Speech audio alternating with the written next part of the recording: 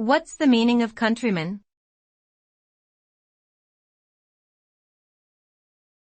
Countryman.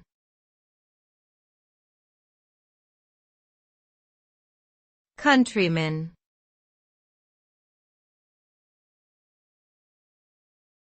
Countryman.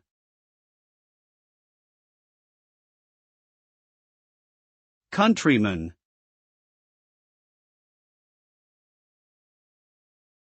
Countryman typically refers to a person who lives in or comes from a rural area or countryside. It can also refer to someone who shares the same nationality, especially in the context of being abroad.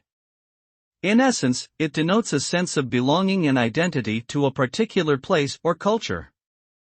The term can evoke a variety of connotations, from a romanticized ideal of simple living in harmony with nature to a more pragmatic understanding of the challenges and advantages of rural life.